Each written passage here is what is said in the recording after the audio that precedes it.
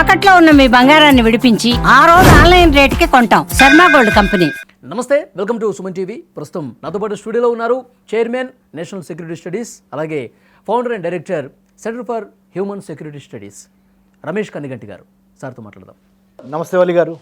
Sir, Donald Trump Iran మీద మేము ఎలాంటి యాక్షన్కి దిగబోము అని చెప్తూనే భారీ యుద్ధ నౌకలు తర్వాత బలగాల్ని ఇరాన్ వైపు మోహరించినటువంటి పరిస్థితి ఉంది. ఎందుకంటే ఇరాన్లో చాలా గందరగోళం జరుగుతోంది, ఆందోళన చేస్తున్న వాళ్ళని ఇష్టారీతన చంపేస్తూ ఉన్నారు, వేల మందిని చెప్పారు, అసలు ఆ లెక్క కూడా లేదు. ఇరాన్ ఈ విధంగా చేస్తుంది కాబట్టి తప్పకుండా యాక్షన్ తీసుకుంటామని గతంలో చెప్పారు.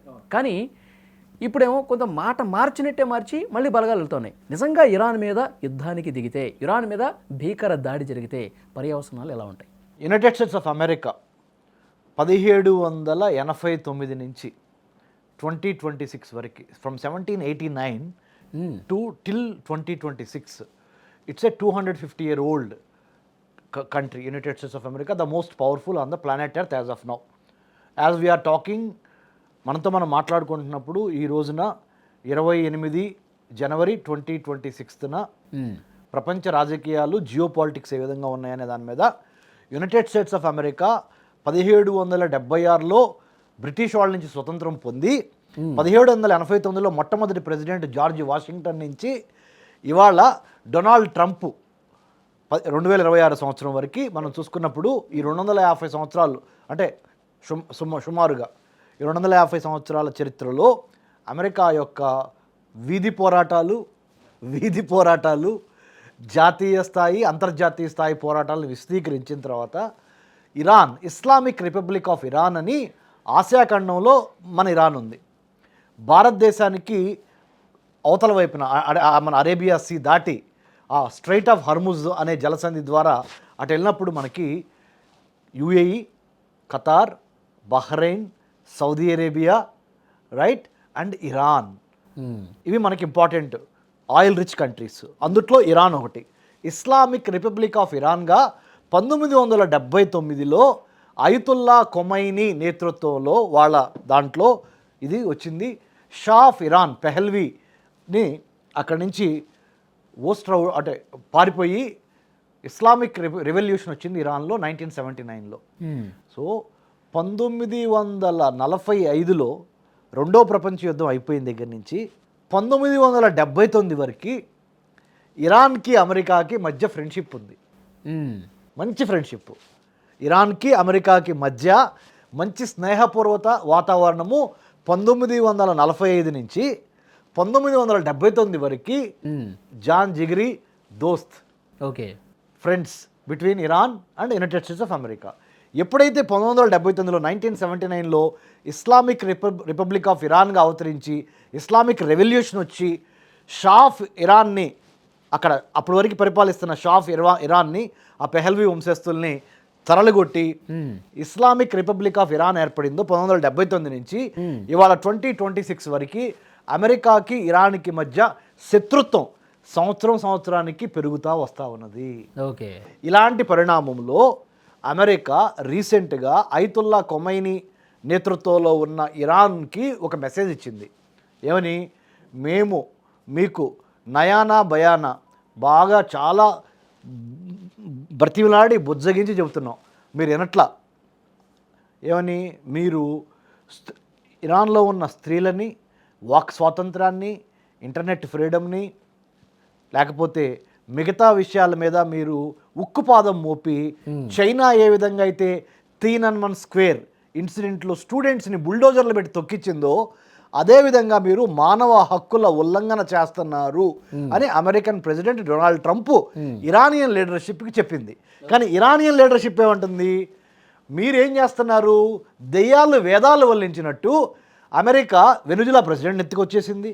ఇరాక్ని నాశనం చేసావు నువ్వు, సిరియాని నాశనం చేసావు, మా మీద పడుతున్నావు. ఇప్పుడు ప్రపంచంలో నువ్వు కాలు పెట్టిన ప్రతి చోట మారణహోమం చేస్తా, నువ్వు ఒక పక్కన ప్రజాస్వామ్యం అని చెబుతా, ఓ పక్కన మహిళా స్వతంత్రం అని చెబుతా, నీ సొంత అమెరికా దేశానికి మరి మహిళా ప్రెసిడెంట్ని ఎందుకు ఇవ్వలేదు నువ్వు అని Iran leadership Ayatollah Khomeini question చేస్తా, ఆ మాటల యుద్ధం కాస్త చేతల యుద్ధంగా మారి ఇరాన్కి చుట్టుపక్కల ఉన్న ఆ అరేబియా సముద్రానికి సంబంధించి, అంటే హిందూ మహాసముద్రంలో అరేబియా సీకి సంబంధించి ఒక స్ట్రైట్ ఆఫ్ హర్ముజ్ అనే ఒక జలసంధి ద్వారా యుఎస్ఎస్ అబ్రహం లింకన్ అనే ఎయిర్ క్రాఫ్ట్ క్యారియర్తో పాటు third missiles, anti ballistic missiles, తర్వాత ఫైటర్ జెట్స్ని అన్నిటినీ ఇరాన్కి చుట్టుపక్కల అష్టదిగ్బంధనం చేసి అమెరికా మిలిటరీ పరమైన, రాజకీయపరమైన, దౌత్యపరమైన, open source intelligence, human intelligence, technical intelligence, imagery intelligence, visual intelligence లాంటి పద్ధతులు వాడి సెంట్రల్ ఇంటెలిజెన్స్ ఏజెన్సీ, అమెరికా యొక్క ఎక్స్టర్నల్ విదేశీ ఏజెన్సీ, ఇంటెలిజెన్స్ ఏజెన్సీ సిఐఏ అంటారు. దాని ద్వారా అంటే భయపెట్టడానికా సార్, లేకపోతే దాడి చేయడం కోసం? అంటే ఎందుకు చెబుతానంటే ఎట్లా ప్రెషర్ని మౌంటప్ చేసిందో, అంటే ఒత్తిడిని ఇరాన్ మీద ఎలా పెడుతుంది అంటే వర్తక పరంగా ఒత్తిడి పెడుతుంది, వాణిజ్యపరంగా ఒత్తిడి పెడుతుంది, దౌత్యపరంగా ఒత్తిడి పెడుతుంది, రాజకీయ పరంగా ఒత్తిడి పెడుతుంది, సైనిక శక్తిని చూపించి ఒత్తిడి తీసుకొస్తుంది ఇరాన్ మీద. తర్వాత మీరు న్యూక్లియర్ పవర్, మీరు అణ్వాయుధాలు ఉన్నాయి మీ దగ్గర, తద్వారా మీ చుట్టుపక్కల ఉన్న దేశాలకి చాలా ఇబ్బంది కలిగిద్దని Arab countries, Iran is not an Arab country, Iran is not an Arab country. పక్కనున్న ముస్లిం దేశాలు అరబ్ కంట్రీస్ ఉన్నాయి. ఆ అరబ్ కంట్రీస్ దేశాలైన వాటిని గల్ఫ్ కోఆపరేషన్ కౌన్సిల్ కంట్రీస్లో ఉన్న దేశాలని, లేకపోతే Azerbaijan, Turkey, Kazakhstan, Kyrgyzstan, Afghanistan, Pakistan, Iran చుట్టుపక్కల ఒక 13 దేశాలతో బోర్డర్ షేర్ చేసుకుంటుంది. ఆ చుట్టుపక్కల ఉన్న 13 దేశాల్లో ఒక 6 దేశాలు వాటర్ బోర్డర్ షేర్ చేసుకుంటుంది ఇరాన్. కువైట్తో, బహ్రెయిన్తో, సౌదీ అరేబియాతో, యుఏఈతో, ఈ దేశాలని కూడా అమెరికా తన వైపు లాక్కోవడానికి ప్రయత్నం చేస్తుంది అని ఇరానియన్ అథారిటీకి తెలిసి అయతుల్లా ఖొమైనీ నేతృత్వంలో యాజ్ అన్ ఐడియాలగ్, అంటే ఒక సిద్ధాంతకర్తగా ఆయన నేతృత్వంలో ఉన్న లీడర్షిప్ ఏం చేస్తుందంటే అమెరికాకి, అంటే ఈ పక్కనున్న కంట్రీస్కి చెబుతుంది, మీరు అమెరికా ట్రాప్లో పడి మాకు వ్యతిరేకంగా అమెరికాకు సపోర్ట్ చేసే విధంగా మీరు లోకల్ ఇంటెలిజెన్స్ని కానీ, లేకపోతే మీ దేశాల్లో అమెరికా బేస్ని ఆపరేట్ చేసే అవకాశాన్ని కానీ ఇస్తే మిమ్మల్ని కూడా అమెరికాతో పాటు మిమ్మల్ని కూడా మేము నాశనం చేయడానికి రెడీగా ఉన్నాము. అమెరికా చెప్పిన మాట మీరు వింటే మాకు వ్యతిరేకంగా, ఇరాన్కి వ్యతిరేకంగా we're ready to eliminate you అని ఇరానియన్ లీడర్షిప్ చుట్టుపక్కల ఉన్న దేశాలకు కూడా చెప్తుంది. ఓకే, సో మీకు అర్థమవుతుందా అసలు మరి మన భారతదేశం పరిస్థితి ఏంటి? భారతదేశం ఆయిల్, న్యాచురల్ గ్యాస్ ఇండస్ట్రీని ఎంతవరకు మనము ఇరాన్ నుంచి మనం దిగుమతి చేసుకుంటున్నాము? ఒకవేళ అమెరికాకి, ఇరాన్కి కనుక వార్ జరిగితే అది భారతదేశం యొక్క మరి పెట్రోల్ మీద, సహజ వాయువు, గ్యాసు, ఇంధనాల మీద, డీజిల్ మీద, మార్కెట్ మీద ఏ విధంగా ప్రభావితం చూపించబోతుంది? దాని మూలన మన ఆర్థిక శక్తి సన్నగిల్లే అవకాశం ఉన్నదా? తదితర అంశాలన్నీ బయటికి రావాలి. వస్తున్నాయి కాబట్టే భారతదేశం తెలివిగా ఏం చేసింది, రష్యా నుంచి ఆయిల్ ఎక్కువ దిగుమతి చేసుకోవడం స్టార్ట్ చేసింది. గల్ఫ్ కోఆపరేషన్ కౌన్సిల్ కంట్రీస్ నుంచి ఆయిల్ దిగుమతుల్ని కొద్దిగా అవసరమైతే తగ్గించుకొని ఆ డిపెండెన్సీని అటు రష్యా నుంచి, అవసరమైతే వేరే వేరే కంట్రీస్ నుంచి ఆయిల్ తీసుకొని, తద్వారా అమెరికాకి, ఇరాన్కి యుద్ధం వచ్చినప్పటికీ మన ఆర్థిక ప్రగతి కుంటుపడకుండా మనం ఆ ప్రయత్నాల్లో ఉన్నాం. ఆ ప్రయత్నాల్లో ఇప్పటి నుంచి కాదు, 100% లాస్ట్ 3 years నుంచే ఉన్నాం. ఎందుకంటే ట్రంప్, ముఖ్యంగా లాస్ట్ 1 year నుంచి ట్రంప్ ఎప్పుడైతే అధ్యక్ష భవనంలో 2025 జనవరి 20వ తారీఖున అధ్యక్షుడిగా ప్రమాణ స్వీకారం చేశాడో అప్పటి నుంచి భారతదేశము ట్రంప్ ఎప్పుడైనా ఇరాన్ కొట్టచ్చు, ఇరాన్ కొడితే ఇరాన్ మీద మనం ఎంతో కొంత ఆయిల్, న్యాచురల్ గ్యాస్ కోసం ఆధారపడి ఉన్నాము, అలాంటి పరిస్థితి కనుక వస్తే ఏ విధంగా మనల్ని మనం కాపాడుకోవాలనే దాని మీద the think tank or the మేధోమదనం or the brainstorming has started in the year 2025 January itself from Indian point of view.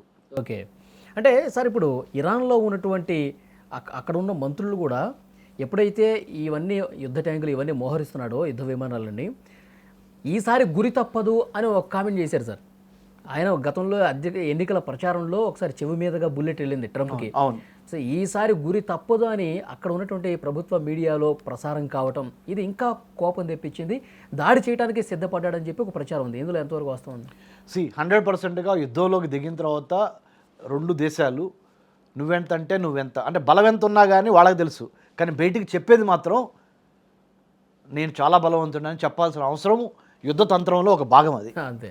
ఆ భాగంలో ఒక పార్ట్ ఇది ఏంటి, మిమ్మల్ని మేము వదలము అని చెప్పడం అనేది ట్రంప్ చెప్తాడు, ఇరానియన్ లీడర్షిప్ చెప్పిద్ది. ఇక్కడ మనం అసలు బలాబలాలు యుద్ధంలో దిగితేగా తెలిసేది. ఆ విధంగా చూసుకున్నప్పుడు information వార్ఫేరు, cyber వార్ఫేరు, military వార్ఫేరు, political వార్ఫేరు, social media వార్ఫేరు, diplomatic వార్ఫేరు, అన్ని రకాల వార్ఫేర్లు, యుద్ధతంత్రాలు, మంత్రాలు వీళ్ళు చేస్తూనే ఉంటారు.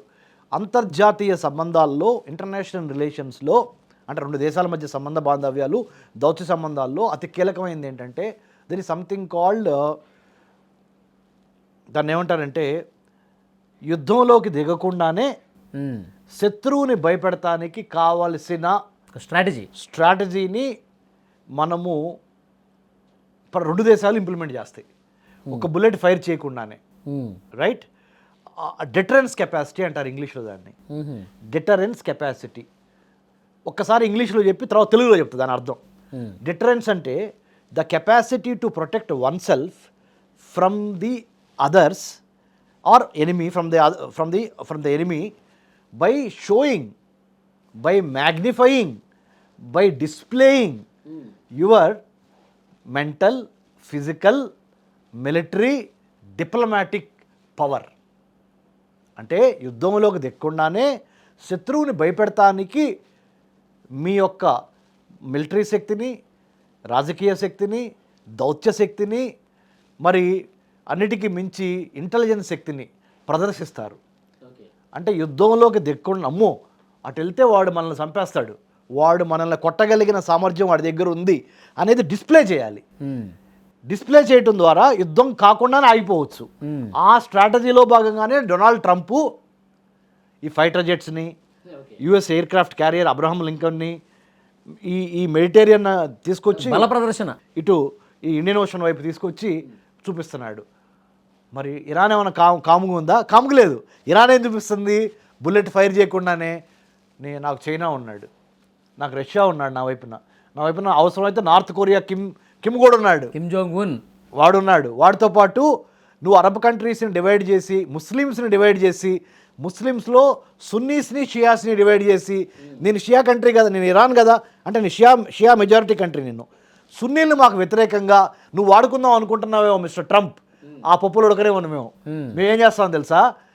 ముస్లిం unity is more important than internal bickering, internal fights అనే విధంగా మేమందరం కలిసే ఉన్నామని చెప్పే సంకేతం మేము చేస్తాం.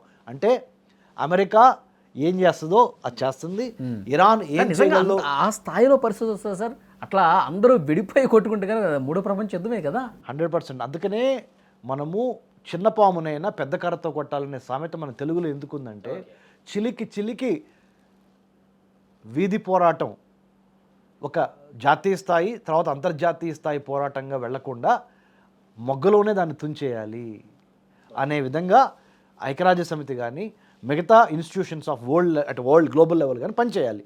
కానీ unfortunately United Nations doesn't have enough wherewithal. They have the good intent, they have the good content, but when it comes to delivery part of it, who listens to United Nations? Nobody is listening to United Nations. Why? Because the major share of money that is given to United Nations is from United States only. United Nations లో announcement కూడా చేశాడు కదా మేము ఆపేస్తామని. United nations లో పనిచేసే ఉద్యోగాల జీతాలు అయిపోతాయి ఏది యునైటెడ్ స్టేట్స్ కి వ్యతిరేకంగా కనుక ఏదైనా చేస్తే. అదో పెద్ద సమస్య. కానీ యునైటెడ్ నేషన్స్లో పనిచేసే ఉద్యోగస్తుల్లో ఉంటుంది, అరే అమెరికా తప్పు చేస్తుంది, అమెరికా తప్పు చేయకూడదు, లేకపోతే ఇరాన్ తప్పు చేస్తుంది, ఇరాన్ తప్పు చేయకూడదు అని చెప్పటంలో సఫలీకృతం అవుతున్నారు, కానీ ఆపటంలో విఫలం అవుతున్నారు. ఫస్ట్ తారీఖు శాలరీ కావాలిగా. సో ఇవన్నీ మనం గ్రహించి, రైట్ సార్, కానీ మనం ఇండియా మనల్ని మనం కాపాడుకోవాలి, భారతదేశాన్ని, మన భారతదేశం యొక్క ఆర్థిక ప్రగతిని, వర్తక వాణిజ్య వ్యాపారాలు మనకి ఎలాంటి ఇబ్బంది లేకుండా మన ప్రయత్నాలు అయితే ఆల్రెడీ మనకి ఎలాంటి ఇబ్బంది లేకుండా సమర్థులైన అజిత్ దోవల్ గారు నేషనల్ సెక్రటరీ అడ్వైజర్, మన ప్రధానమంత్రి మోడీ గారు, మన ఫైనాన్స్ మినిస్టరు, మన ఫారెన్ మినిస్టరు నిర్మలా సీతారామన్ గారు, అండ్ దెన్ జయశంకర్ గారు, వీళ్ళందరూ కలిసి అమిత్ షా గారు, so we have our own strategy to survive the particular disturbance in the region. Okay, ఎందుకంటే ఇరాన్ మనకి ఎంతో దూరం లేదు, చాలా దగ్గరలోనే ఉంది ఇరాన్. కాబట్టి ఇరాన్లో ఏం జరిగినా భారతదేశం మీద ప్రభావితం చూపిస్తుంది. కాబట్టి భారతదేశం సన్నద్ధంగానే ఉంది. Nothing to worry. మన సుమన్ టీవీ ప్రేక్షకులకి, ముఖ్యంగా ఆంధ్ర తెలంగాణలో ఉన్న మన తెలుగు వారికి నేను చెప్పేది ఏంటంటే, భారతదేశము సర్వసత్తాక సార్వభౌమ సామ్యవాద రాజ్యంగానే కాకుండా యుద్ధ తంత్రము యుద్ధ మంత్రము కూడా తెలిసి చుట్టుపక్కల జరుగుతున్న జియో పాలిటిక్స్ని గమనించి భారతదేశాన్ని సేఫ్గా సెక్యూర్గా ఉంచుకునే విధంగా ప్రయత్నం చేయడంలో చాలా ముందుంది. Thank you very much. Thank you Ali గారు.